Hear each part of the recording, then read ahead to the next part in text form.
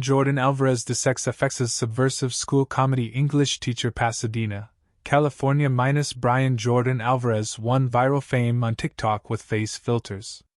Now he's unveiling a raucous new comedy series as a creator, writer and star, and hoping he won't get schooled. Alvarez spent his 37th birthday in July promoting English Teacher, his new FX comedy series, Mondays 10 Eastern Daylight Time / Pacific Daylight Time, and streaming next day on Hulu, as Evan Marquez, a gay high school English teacher in Austin, Texas, who lands in hot water with his principal, Enrico Colantoni, Veronica Mars, after an outraged parent spots him kissing his boyfriend in the school parking lot. In later episodes, we meet the meddlesome mom, learn from an especially perceptive gym teacher, Patton, and watch Evan grapple with entitled students, faculty headaches, and imagined illnesses like asymptomatic Tourette's syndrome. Think a more subversive, edgier, and foul-mouthed version of ABC's hit Abbott Elementary. The actor and comedian achieved early notoriety with a 2016 YouTube series, The Gay and Wondrous Life of Caleb Gallo, with Stephanie Koenig, a writer on Teacher, who plays history teacher Gwen Sanders. He has nearly 700,000 followers of those TikTok videos, played Estefan Gloria, the fiancé, and eventually husband, of Sean Hayes Jack, in 13 episodes of NBC's Will and Grace reboot, and played Cole, who helped create the creepy robot and campy 2022 horror film M3 Gone. He's filming a sequel in New Zealand. He chats with USA Today about his latest project and how he learned to run his own show. The interview has been edited and condensed for clarity. Really, this is a hard comedy. Executive producer Paul Sims was always great about making sure this is a comedy. We want people laughing from start to finish. So, not like The Bear, then laughs.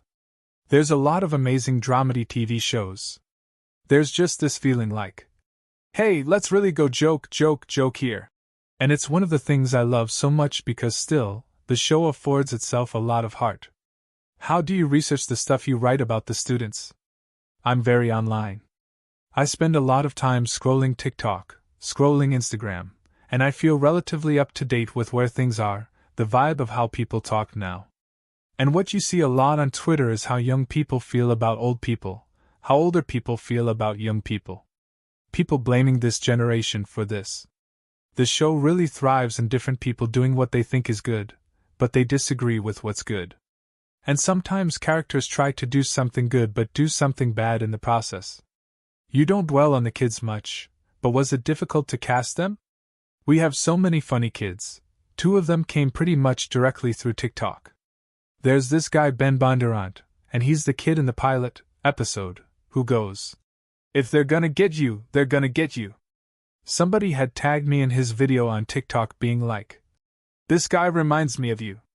We started watching his videos. He's so funny.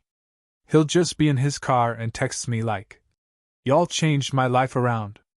And our set is very open to ideas, open to people improvising, and so they're telling us sometimes what's cool, or I would say, "How would you say that really, or make that feel real for yourself?" We've cast maybe 70% to 80% of the kids like that. Being on Will and Grace was a really amazing learning experience. On our show there is this real clarity about an energy that we're trying to get, people talking over each other, and the fast pace. So just seeing co-creator Max Muchnick, director Jim Burrows, and the actors too, like Sean Hayes, with such a clarity and confidence, and really going for it, going all the way. And Max, when he would be very certain about what he wanted, it propelled me to be very clear about what I wanted when we were making this, and to speak freely.